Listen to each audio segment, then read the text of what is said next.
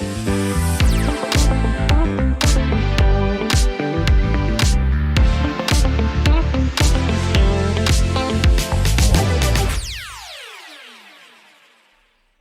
selamat sore Selamat sore teman-teman. Ya, selamat sore. Selamat halo. Ya, kita Gimana nih kita nih? Apa ini? apa ini? Jadi, selamat datang. Ini kita kita namain Teachers Lounge. Jadi kita ini akan mendiskusikan banyak hal tentang apa-apa yang berhubungan dengan guru-guru yang spesifiknya guru bahasa Inggris ya. Yes. Jadi sebenarnya untuk season pertama, Pak Richard, kita mungkin akan membahas yang ringan-ringan saja. Yang ringan itu apa nih? Yaitu adalah metode pengajaran. Metode pengajaran itu langsung berat, bos. Sangat ringan sekali. Tidak ada yang lebih ringan. Itu sangat ringan sekali. Tapi kita Biasanya kalau yang ringan-ringan itu kan biasanya tentang hobi gitu ya, tentang apa gitu. Ini langsung metode pengajaran. Masalahnya Tapi kita sudah tulis di proposalnya seperti itu, Bos. mau tidak mau harus dilaksanakan ya. Iya, maksudnya bukan mau tidak mau, tapi ini karena kita bikin ini dalam rangka satu pertama adalah untuk guru-guru yang sedang melakukan program PPG ya, sedang melaksanakan program PPG yang mungkin ini bermanfaat untuk mereka. Yes. Bermanfaat untuk mereka, misalnya metode apa yang cocok untuk di kelas mereka dan sebagainya. Nanti kita akan sediakan di sini pilihan metode dari yang paling sering digunakan sampai yang paling modern yang sekarang masih mungkin akan dikembangkan. Yes. Iya, karena biasanya kita nggak terlalu aware ya sama metode pembelajaran ya. Kita taunya Cuma ngajar. Datang, ngajar, pulang. Iya, gitu ya biasanya ya. Tugas. Oh ya, Ya, datang, ngajar, pulang, masih tugas, masih sehingga nangis. Ya, sudah. Oke, kira-kira metode apa nih hari ini? Jadi, metode apa? Jadi kita Oh ya, kita kenalan dulu. Soalnya, kita bukan dari awal ya. Anda siapa? Kita kenalan ke mereka yang baru nonton episode pertama ini.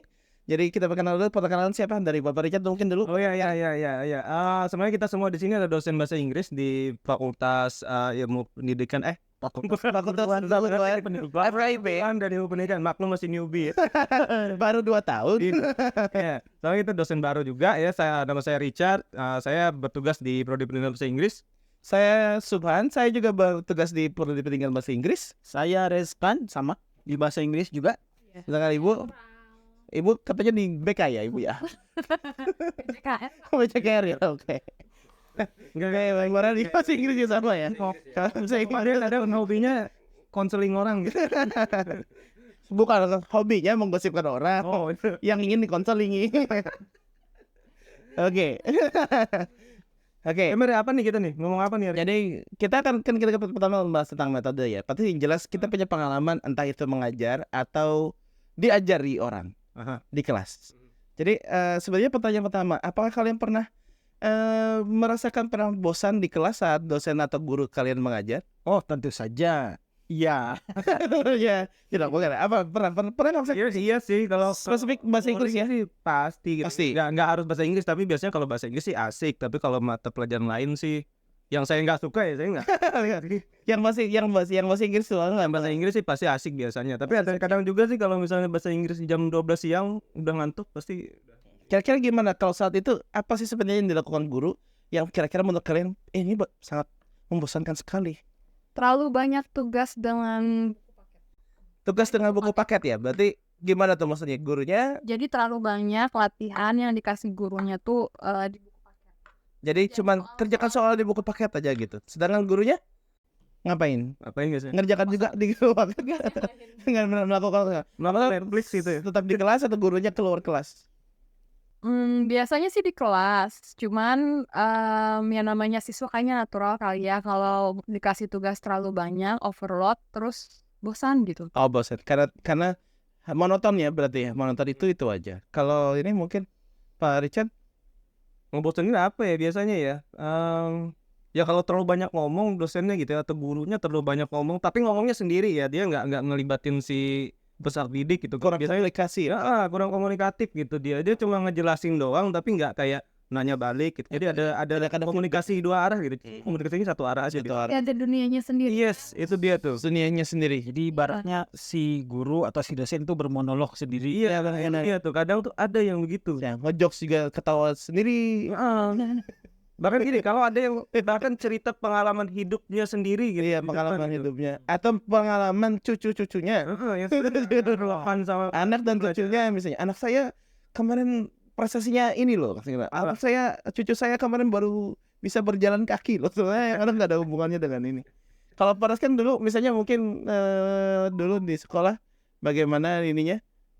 Kalau di sekolah itu yang paling ingat yang membosankan adalah guru datang bawa buku dan disuruh menyalin buku tersebut. Oh, menyalin ya. Oh, masih Agak berbeda ya. Iya, saya sempat juga tuh ngerasain itu tuh. pernah kan? Iya, sempat juga tuh zaman Itu zaman kapan tuh? Kapan zaman baru zaman zaman SD. SD ya? Paras kan katanya itu masuk kuliah ya. Udah ya. Dewasa kali saya. Ya waktu itu masih zaman SMP. SMP lah ya, SMP. Agak di diskon dikit. Masih zaman tuh waktu itu nyalin buku gitu tuh. Nyalin buku ya. SD, saya SD yang nyalin buku yang cuman gurunya datang terus ada yang bahkan dulu paling membosankan itu mendikte. Wah, itu dia. Didikte. Bahkan gurunya tidak ingin mendikte. Murid yang lain disuruh maju ke depan, membacakan, yang lain menulis. Lain nulisin buat dia siapa? Makanya itu. Yang jadi masalah. Terus yang versi yang keduanya adalah yang satunya disuruh maju ke depan, suruh menulis di depan papan tulis. Teman-temannya nuliskan. Itu kan ya saat Bapak SMA kan ya itu ya. Kurang lebih begitulah. Kurang lebih begitu. Biasanya tuh dicari siswa yang tulisannya paling rapi, paling Yang sekretaris Ya. kelas. Wah, sekretaris kelas capek banget. Iya, maksudnya harus maju ke depan. Maka apa itu pakai ini ya? Pakai kapur masih. Kapur kan jadi apa masih kapur. Iya, masih zaman ini masih sudah pakai marker loh. Sudah itu ya. kita blackboard dulu Bang, bukan whiteboard. Beneran kalau papan tulis namanya beneran blackboard. Bukan whiteboard. Iya. Kami di kampung soalnya. Itu saya di kota nih ya. Siapa Bapak kan di kota, tapi memang tahunnya aja yang ngomong. Jadi kembali lagi ya. Oke, jadi salah satu ini ya. Jadi banyak hal sebenarnya yang membosankan di kelas saat mengajar. Mungkin hanya karena memang terfokus hanya satu kegiatan saja. Kayak tadi mengerjakan tugas, terus tadi kayak mengerjakan tugas soal-soal aja. Kayak ini tadi gurunya fokus dengan dunia sendiri, sedangkan muridnya tidak perhatikan. Dan ini juga kalau panaskan tadi mencatat dan sebagainya hanya terfokus dalam satu kegiatan saja di dalam satu kelas. Nah, sedangkan di metode yang mungkin yang baik mungkin ada beberapa aktivitas yang berbeda supaya siswa itu tidak monoton melakukan hal-hal monoton yang hanya dari awal masuk sampai akhir mereka tahu apa yang harus mereka lakukan. Iya. Nah, terarah lah ya. Terarah. Ini ada salah satu metode yang bisa dibilang kuno juga enggak, tapi sebenarnya cukup lama sudah digunakan dari zaman dulu. Yang disebut namanya PPP. Yang ini bukan partai, bukan partai. Ini 2023 sampai 2024 PPP bukan partai ya. Kami bukan NU ya. Oh, NU. Karena itu PPP ya, P3 kan PPP. Tapi ini PPP. Ya, Pinjam P3 ya. Ya. Ini metode PPP. Pinjam 100 dong. Aduh. Bukan itu ya. Ini PPP. PPP terdiri dari PPP itu satu metode di sepengetahuan saya, metode yang memang paling sering dipakai karena dia paling sederhana, paling gampang diimplementasikan di kelas, terutama di kelas IFL. IFL is foreign learners. Jadi ada Apa singkatannya apa dulu Pak? PPP Pak. itu P minta serap. P yang pertama ya, bukan presentation. P yang kedua practice. P yang ketiga production.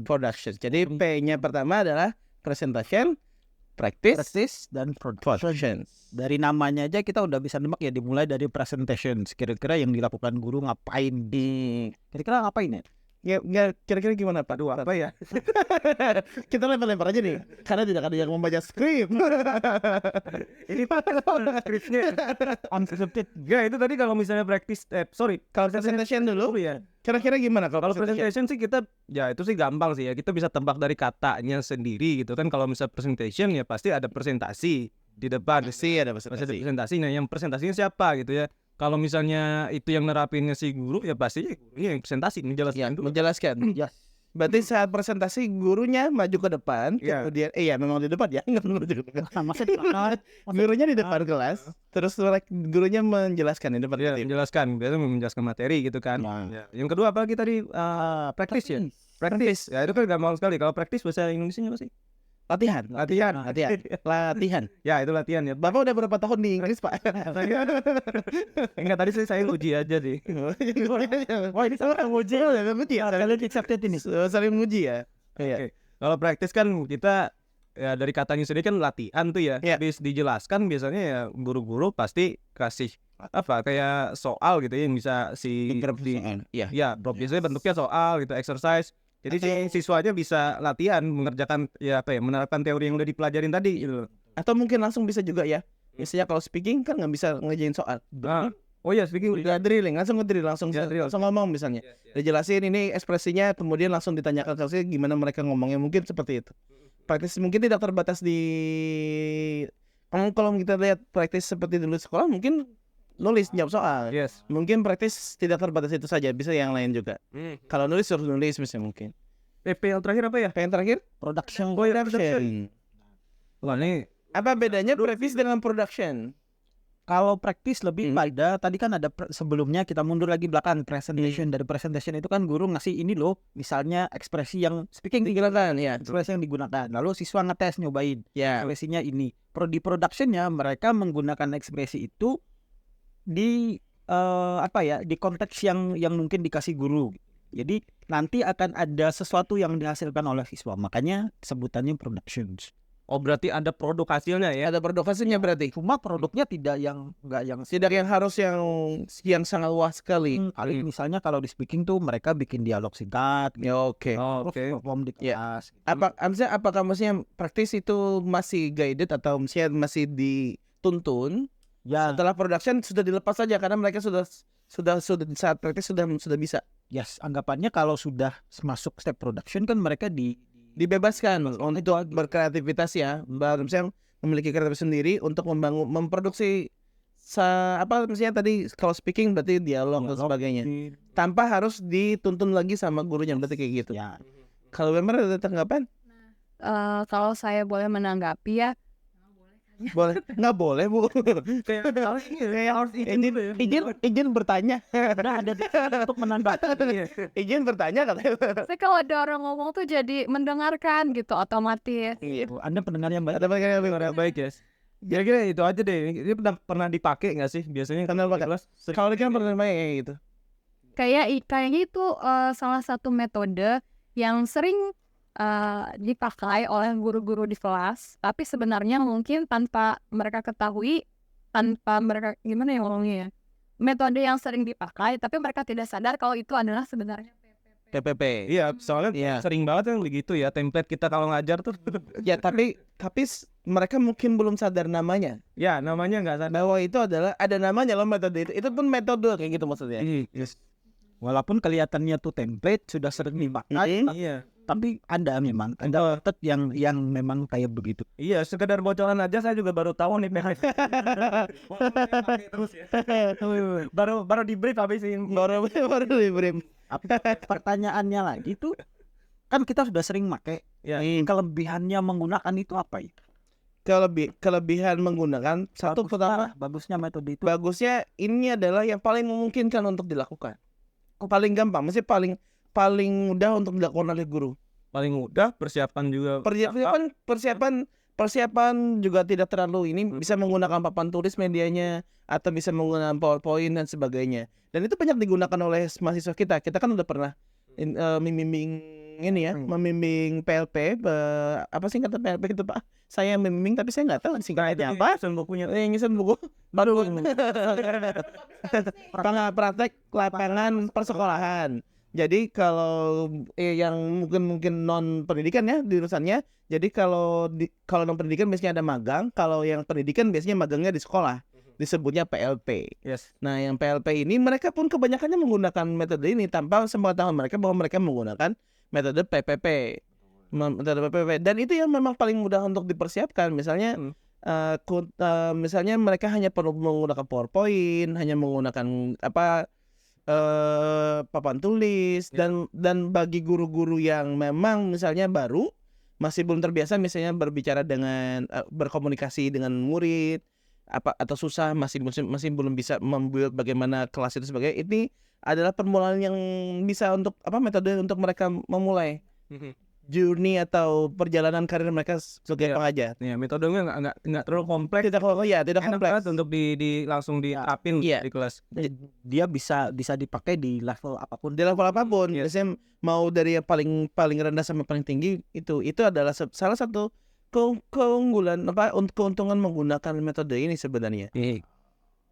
Kalau ada kebaikan, keunggulan, Keunggulannya pasti ada kekurangannya. kekurangannya. Kira-kira apa kekurangannya? Apa ya? Apa ya? Kalau menurut saya kekurangannya adalah kita lihat dulu ya di prosesnya tadi, mulai dari presentation, itu teacher's role. Nah, teacher di situ biasanya banyak mengambil alih karena dia di situ sebagai model. Jadi kan berbeda sekali dengan yang dianjurkan para ahli sekarang, di mana teacher itu sebaiknya sebagai monitor, Atau kalau ya fasilitator, and feedback. Kemudian setelah ke tahap presentation ada apa tadi? Practice. Nah, di practice itu em, ada banyak aktivitas untuk mengetahui sejauh mana siswa sudah paham hal yang dipresentasikan oleh teacher. Oke. Itu aktivitasnya beragam. Misalnya belajar tentang present continuous. He is teaching. Terus kita coba ke siswa yang lain, bikin kalimat sedemikian rupa. Terus ternyata siswa itu belum bisa juga gitu loh. Nah, sampai dia bisa, jadi ada proses tanpa sadar itu sebenarnya menekan psikologi siswa yang sedang belajar karena dia harus di tes sampai bisa. Nah, saat di praktis tadi selagi praktis harus bisa. harus bisa. Di sini tuh bakal banyak masuk feedback dari teacher, immediate feedback yang yang langsung. tanpa kita sadari itu memberikan celah untuk membuat speaking anxiety. Discourage jadinya ya. Iya. Apa sih bahasa Indonesia discourage, Pak? Saya ngetes aja nih. Kena mental? Kena mental. Kena mental. Bahasa gaul. Bahasa gaulnya kena mental. Coba kamu ngomong gitu. Apa bahasa Inggrisnya dia sedang belajar. Terus Pak Richard bilang he teaching. Terus langsung dibenerin di tempat. Iya, kayak gitu kan. Dan itu efeknya bisa positif, bisa negatif. Iya. Ke siswa yang belum bisa itu sendiri karena dia kan Gugup pasti rugi. Tekan. Apalagi nunjuknya pakai pisau ya. Kalau aku mau gurunya Itu gitu. yang lain juga. Sebenarnya misalnya Pak Suban sudah bisa. Kamu Suban, dia sedang belajar. He is learning. Oke, benar kan?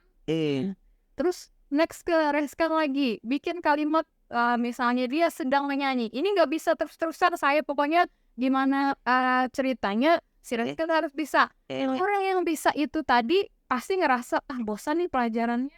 Ya, karena dengan teman yang lain. Itu sepertinya juga terjadi di kelas saya. sama kayak Kalau kelas speaking seperti itu, karena pasti akan bergiliran, apalagi waktunya terbatas. Tapi kita nggak bisa nyuruh mereka ngomong secara bersama-sama kan? Iya.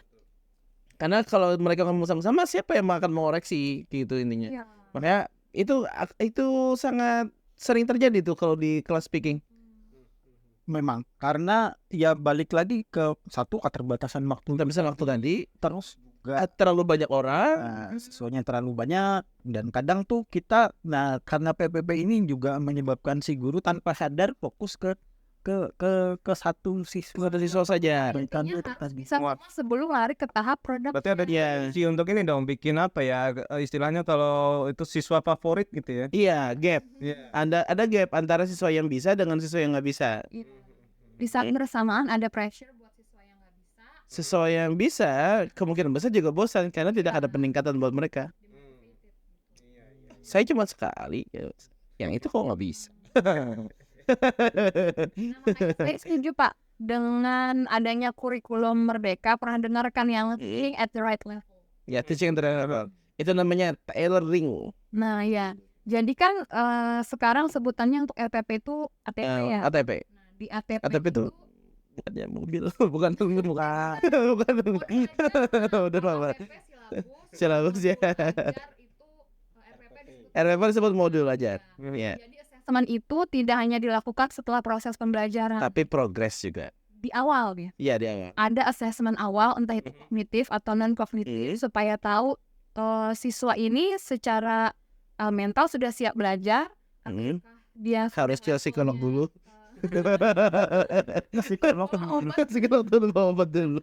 start dia itu sudah maksudnya punya background knowledge tentang materi yang diajarkan. Ya. Jadi kan karena itu juga salah satu yang harus diketahui teacher tentang keistimewaan siswa. Mereka itu berbeda-beda secara learning style, secara kognitif juga. Jadi mungkin ada yang sudah belajar entah di les-lesan atau dia memang rajin belajar sendiri kayak Pak Suban kan 3 bab ke depan dia Emang Anda rajin? Wah, patut dicontoh sekali ya. Saya tidak bisa berkata apa-apa, saudara-saudara.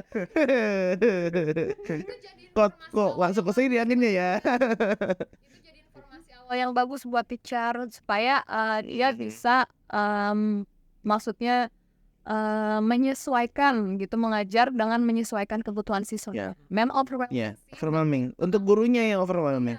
Karena dia bisa nyiapin materi yang beda, Iya. PR yang beda, Ya, gitu betul. menyesuaikan Betul. kebutuhan siswa. Itu kalau bahasa lainnya disebutnya tailoring. Jadi menyesuaikan. Kayak kita bikin baju, setiap orang kan pasti beda-beda ukurannya kan. Iya. Nah, materi pun akhirnya disesuaikan dengan ukurannya mereka masing-masing. Yes.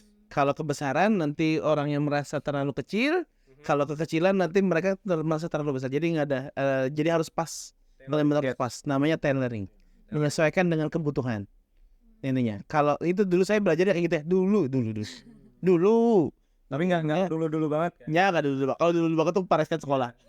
Ya maksudnya kan tailoring masih cocok kan untuk sekarang. Enggak, memang sampai sekarang ini. Ngomong-ngomong topik yang sekarang tuh ada yang namanya language classroom awareness. Jadi dalam sebuah ruang kelas itu guru dan pembelajarnya itu dituntut untuk aware level bahasa mereka seberapa. Terus guru sebagai fasilitator juga harus aware gitu.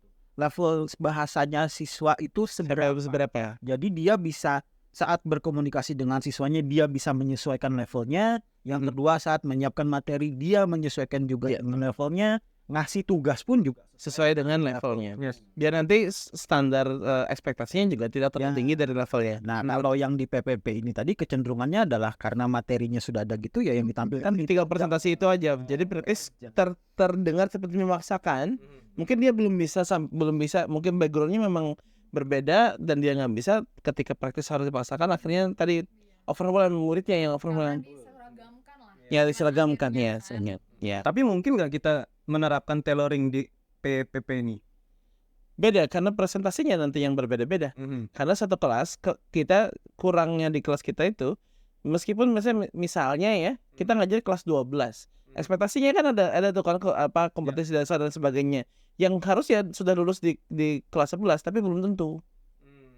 Dan tidak semua murid yang seperti itu. Jadi mestinya bisa aja, mestinya sebagian besar 50-60% udah bisa, tapi 40%-nya belum bisa. Nah, kalau kita pakai PPP, kekurangannya PPP, presentasi kan cuma 1 kali saja. Ya.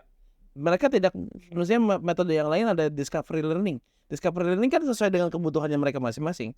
Sedangkan ini, materinya kan disediakan oleh gurunya. Nah, gurunya kan nggak bisa ngasih materinya berbeda-beda setiap ini.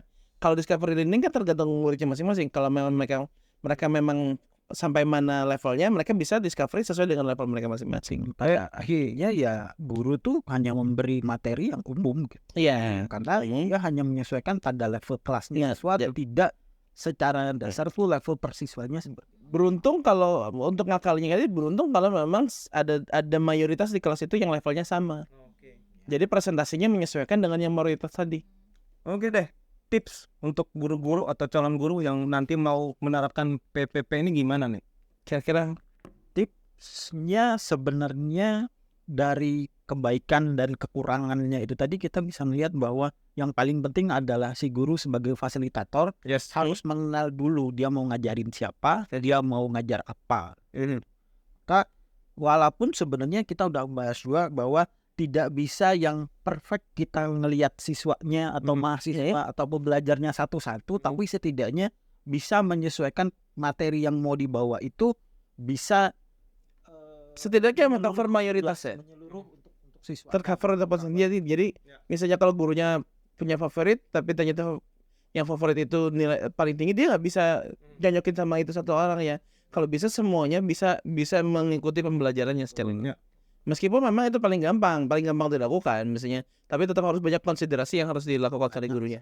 Salah satunya tadi menyesuaikan dengan kemampuan mungkin. Oke. Makanya pada akhirnya akan ada metode-metode lain nanti yang mungkin bisa menggantikan atau bisa memperkaya materi. Memperkaya materi. Oke. Oke, itu dia tipsnya. Tipsnya untuk yang guru Ya, yang buat yang mau jadi calon guru juga ya, menggunakan PP. boleh menggunakan PPP. Mau malah nyebut P3 terus nih. Tambah K. Jadi ASN. Tiga K. PPP. PPP. Oke, ada yang mau kasih closing statement? Dari Paris kan mungkin. Ya udahlah dari saya ya. Gini Ya udahlah. sebenarnya rahasia perusahaan. Nah, jadi gini, kalau kita jadi guru itu tentu saja banyak tantangannya. Salah satunya adalah memilih metode yang cocok yang mau kita bawa ke kelas. Ya, itu ya. Salah satunya yaitu tadi PPP ini tadi. Ada baiknya, ada buruknya. Dan tadi juga kita sempat ngebahas bahwa akan bisa aja kita menggunakan jenis metode-metode yang lain. Metode apa saja nanti akan ada di episode-episode selanjutnya. Berikutnya. Ya, begitu dia ya. Kita sebenarnya nggak cuma episode ini aja ya, Bapak Ibu ya. Kita akan lanjut di episode-episode berikutnya. So stay tune terus di apa nih namanya? Teachers Lunch. Teachers Lunch. Kita akan ada di YouTube dan ada di Spotify. Spotify. Ya sebenarnya kalau di Spotify pasti ada di Pasti ada. yang di platform lain ya. Bisa di Joox. Apa ya namanya? Apple Music ya? Apple Music. Ada Apple Podcast. Ya, Apple Podcast. Atau Google Podcast juga. Google Podcast. Yes. Tapi yang mau ada mukanya kita Ada di YouTube-nya program studi pendengar bahasa Inggris. Ya. Prodi Pendidikan Bahasa Inggris. Ini Perifang Karya. Oke. Silakan Pak Suban tutup. Ya, terima kasih teman-teman dan have a nice day. Have a nice Terima day. kasih. Terima kasih. Sampai jumpa kembali. Bye. Bye.